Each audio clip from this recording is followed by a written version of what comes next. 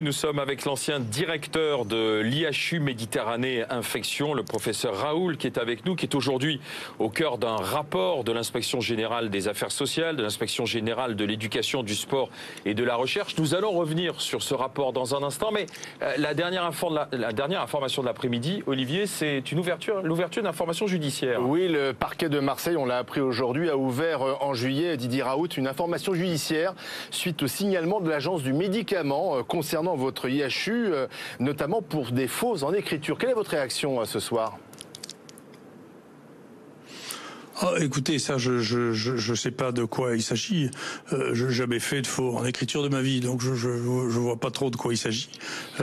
Concernant Alors attendez, si vous le permettez. l'ANSM, si vous me permettez, pardon, professeur, voilà ce que vient de dire Olivier, ce sont des signalements qui datent du rapport de l'ANSM d'octobre 2021 et d'avril 2021, qui seraient effectivement des faux en écriture, des usages de faux en écriture concernant les études ou des études que vous auriez publiées avec l'IHU. Écoutez, encore une fois, je ne sais pas de quoi il s'agit. Je verrai bien quand il s'agit d'une information judiciaire, on me posera des questions précises et je répondrai de manière précise. Mais enfin, j'ai jamais. Là aussi, je pense que nous avons des de compréhension entre nous, les politiques, et vous, les journalistes. C'est-à-dire, dedans, il faut être un peu réaliste. Si vous voulez, quand on a fait 3500 publications dans sa vie, on n'a pas vraiment de raison de rajouter l'éducation en trichant. Tout ça est stupide. Les gens qui ont publié, qui nous ont inspectés, ou qui ont fait 3 publications dans leur vie, se disent on va tricher pour en avoir une 4e, c'est-à-dire 25% de plus, c'est une chose. Les gens qui en ont 3500, vous savez, j'ai publié plus que n'importe qui dans ce pays depuis le début de l'existence de cette nation. Je vois pas très bien pourquoi je ferais des faux. Tout ça n'a pas de sens. On verra bien. Écoutez, que si le procureur ou si la police m'interroge, je leur répondrai très volontiers, j'ai pas de souci avec ça. Alors il y a la justice de Marseille qui ouvre cette enquête, il y a aussi le rapport jugé accablant de l'Inspection Générale des Affaires Sociales, on va y revenir, mais ça commence à faire beaucoup, les ennuis s'accumulent, comment vous les vivez ? Oh, écoutez, je les vis très bien parce que, vous voyez, je regarde pas, je suis pas comme, encore une fois, je le dis souvent, sans malice et sans vouloir vexer qui que ce soit. On vit pas dans le même monde. Moi, je suis un médecin. Je suis très content dans ce rapport, d'ailleurs, mais ça fait que 3 lignes en disant que l'IHU a joué un rôle très important dans la prise en charge du Covid. Effectivement, on a été les seuls à faire des tests, les seuls à faire des génomes, les seuls à traiter les gens, les seuls à dire comment il fallait organiser la prise en charge. Quand dans ce pays, on disait au niveau national qu'il fallait pas faire de tests et qu'il fallait que les gens restent à la maison pour prendre du Doliprane. Donc je suis content que les gens se rendent compte qu'effectivement on a traité les gens. D'ailleurs, le nombre de gens qu'on a traités est considérable et en plus le nombre de gens qui nous ont demandé conseil, plus de 30 000, hein. Plus le nombre de gens qui nous ont demandé conseil est considérable aussi. Donc moi, ce qui me fait plaisir quand je descends dans la rue à Marseille, c'est que les gens me disent bonjour, essaient de prendre des selfies avec moi, parce que toute la population marseillaise est extrêmement consciente du fait qu'on s'est occupé d'eux, à la différence de ce qui s'est passé à Paris, qui a été un désastre, et qui est probablement une des causes de mes ennuis. Donc ça, c'est extrêmement important. La deuxième chose qui est extrêmement... Comment expliquer ce décalage, effectivement, cette popularité que vous avez à Marseille, et puis ces reproches et critiques, c'est un acharnement selon vous ? Et les représentants de l'État racontaient des bêtises. C'est pas de ce que vous racontez n'est pas vrai. C'est-à-dire qu'il y a une...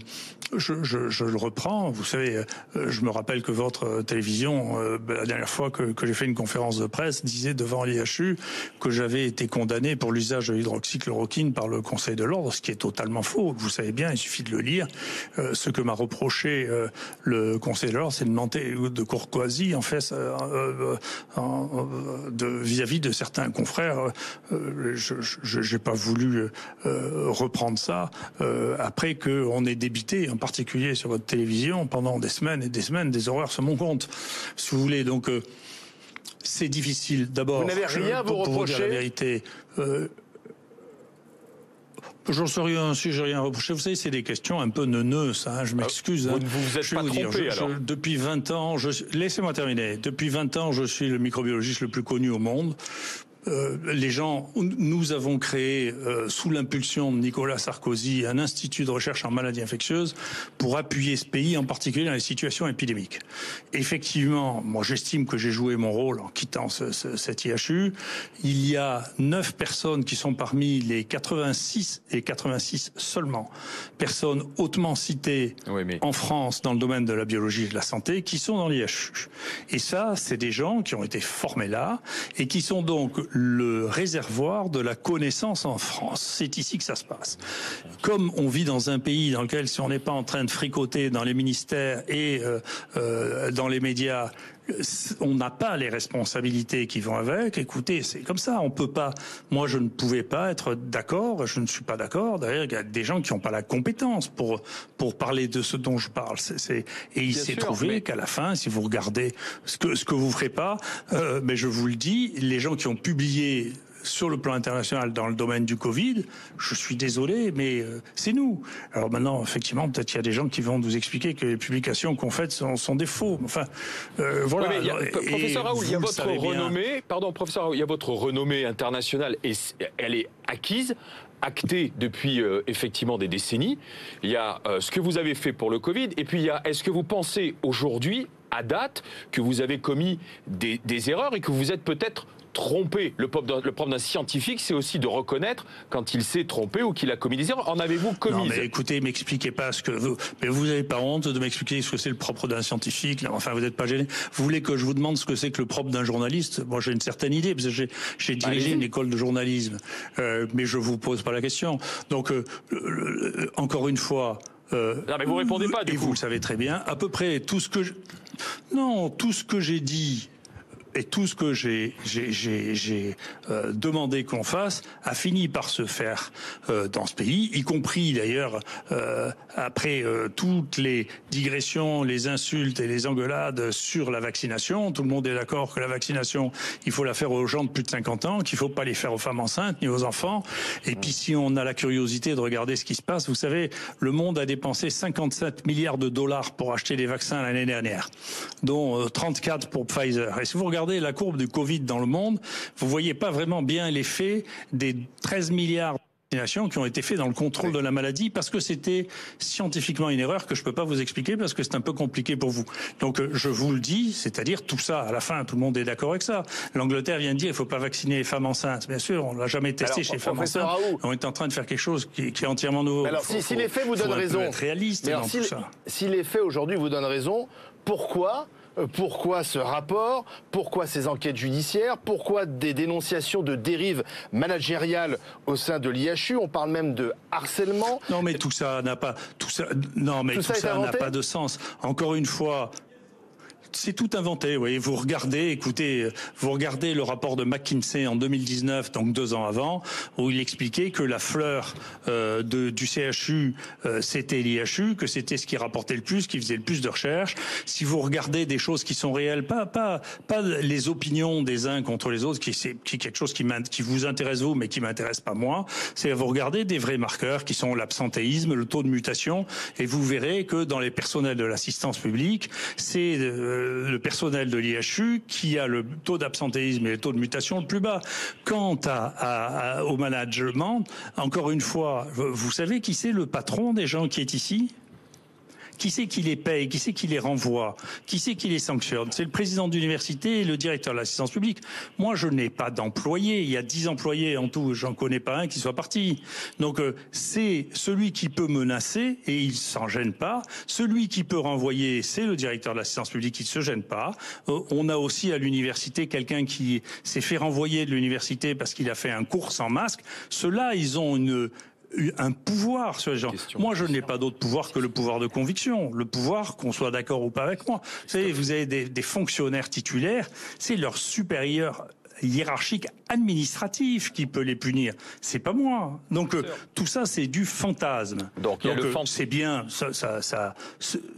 non mais ça ne m'impressionne pas, mais on verra bien vis-à-vis de la justice s'il est possible que je menace quelqu'un. Est-ce que j'ai menacé quelqu'un dans ma vie de le renvoyer? Enfin, tout ça est idiot. Donc vous êtes serein par rapport à ces accusations devant la justice, vous saurez vous expliquer et vous serez blanchi? Mais je ne serai pas blanchi pour l'instant. Attendez, laissez faire la justice. Vous condamnez même avant que les gens aient rencontré qui que ce soit. Mais je vous ai dit, nous fonctionnons. Vous êtes un journaliste, c'est-à-dire vous vous intéressez à la vérité du jour. Moi, je suis pas un journaliste. Moi, ce qui m'intéresse, c'est de faire la science qui travaille en même temps. Donc, on vit pas dans le même monde, vous voyez. Alors, justement, à propos de la science, revenons à ce qui est au cœur de ce rapport, puisqu'on vous reproche aussi des protocoles qui ne correspondent... Je cite le rapport, hein. Alors, j'essaie de faire mon travail correctement en tant que journaliste, de reprendre les lignes, ce qui est écrit. On vous reproche des protocoles qui ne correspondent pas aux recommandations établies en ce qui concerne des dizaines de patients atteints de tuberculose. Vous leur auriez donné à l'IHU des traitements sans efficacité prouvée. Au total, il y aurait 35 dossiers concernés. Non, mais c'est pareil, c'est du fantasme. Encore une fois, les prescriptions, or, les recommandations ne s'imposent jamais à personne. Les recommandations, c'est les opinions d'un groupe autour d'un bureau à un moment donné, ça n'a jamais été opposable. C'est pas vrai. Deuxièmement, les prescriptions en dehors de l'AMM, en pédiatrie, ça fait à peu près 70% des prescriptions, en médecine courante, ça fait à peu près 30% des prescriptions. Donc si vous voulez vraiment qu'on poursuive tous les gens qui font des prescriptions hors AMM, vous aurez vraiment du travail. Concernant la tuberculose, le traitement de base qui a été utilisé par la tuberculose, c'est le traitement, il y a eu 10 études publiées sur la base de ces traitements dans le monde, qui est le seul traitement qui permet de raccourcir le traitement et qui a permis de raccourcir le traitement des tuberculoses multirésistantes. Les autres produits qui ont été utilisés, il suffit, j'ai déjà dit, mais ça me gêne pas de le répéter, parce que j'ai été pendant longtemps un enseignant, il suffit de regarder le Vidal pour savoir si nous rentrons dans le cadre de l'AMM ou pas. On rentre dans l'AMM quand on dit, voilà, vous prescrivez un antibiotique pour des bactéries sensibles. Donc, on a traité des gens avec des antibiotiques pour des bactéries sensibles. Dire que les sulfamides n'ont pas fait la preuve de leur efficacité dans la tuberculose, c'est une ignorance qui est absolument terrible. C'est le premier médicament antituberculeux qui a été utilisé. Donc, tout ça, ça témoigne de ce que j'ai dit, c'est de la malveillance, une part de malveillance, une part d'ignorance, qui continue, et donc ça continuera. Ça m'impressionne pas, c'était déjà le cas. Bon, professeur Raoult, on a une question pour vous de Christophe Barbier. Christophe. Oui, professeur, est-ce que vous recommandez à votre successeur, monsieur Fournier, de signer le plan d'action qui lui est proposé, en fait, par le gouvernement pour ouvrir une nouvelle ère de l'IHU ? Oh, écoutez, vous savez, moi j'ai l'habitude de prendre mes responsabilités, je les ai toujours prises, vous avez vu que je les assume, et je pense que le professeur Fournier n'est pas un enfant, il n'a pas besoin pas lui dire ce qu'il doit faire, il prendra ses responsabilités, il est là pour ça, et il les prendra. Simplement, je voudrais vous dire une chose qui vous montrera jusqu'à quel point ce rapport est entièrement fantaisiste, puisqu'il dit que nous avons des problèmes de gestion financière. Vous savez, nous avons plus de 8 millions de trésoreries. On vit à côté d'un établissement qui est l'assistance publique, qui a 1,2 milliard de dettes et qui n'arrive jamais, année après année, à boucler son budget. Donc, si vous voulez, c'est cocasse à un point qui laisse rêveur, et que ces gens qui n'ont pas la moindre idée de ce qu'est une situation chaotique ne se rendent pas compte que dans les 2 dernières années, nous avons dû engager des dépenses sur nos réserves pour faire face à une situation épidémique qui nous a obligés, en termes d'équipement, à avoir tous les équipements qui étaient nécessaires pour faire des milliers de PCR que personne ne pouvait faire, parce que nous avions 4 chimies, c'est-à-dire pareil, qui pouvaient faire des PCR avec des réactifs différents, et donc continuer à le faire. C'est la raison pour laquelle on a fait la plupart des génomes qui ont été faits dans ce pays, et qui ont permis de voir qu'au lieu de penser qu'il y avait des rebonds de la même maladie, qu'il s'agissait de virus différents qui expliquent les échecs vaccinaux, qui expliquent les rechutes de cette maladie. Il fallait accumuler du savoir et répondre à la demande. Pour ça, on a engagé des réserves que nous avions fait pour faire face à des situations chaotiques, parce qu'on sait ce que sont les épidémies. Donc c'est intéressant de voir que ces gens nous disent qu'on a des problèmes de gestion avec des réserves financières qui sont de cette nature. C'est vous montrer l'ensemble du sérieux pour lequel je pense que ce rapport a été rédigé. Ça n'est pas sérieux. Merci professeur, c'est là-dessus que nous arrêterons cette discussion avec vous, mais quelque chose me dit qu'au fil des semaines ou des mois, on aura peut-être l'occasion de se revoir ou de vous reposer des questions. Merci professeur Raoult, merci d'avoir été avec nous sur BFM TV. Oui, alors, entretien que nous avions réalisé dans l'après-midi avec Olivier, On remercie d'ailleurs Alexis Plouyette, oui, notre correspondant de Marseille, pour cet entretien. Suite à cette interview, enregistré quelques précisions sur la vaccination, et ça vient du service santé de BFM TV. Par rapport aux propos tenus par le professeur, en France, la vaccination des enfants est possible à partir de 5 ans. La vaccination des femmes enceintes est bien recommandée par les autorités de santé. En France, l'Agence du médicament rappelle aussi que les femmes enceintes ayant contracté le Covid ont plus de risques de développer une forme grave de la maladie. Une deuxième dose de rappel, du coup, est également recommandée à la suite de l'avis de la Haute Autorité de Santé. Enfin, on précise que les autorités britanniques continuent de conseiller la vaccination aux femmes enceintes. Voilà pour cette petite mise au point.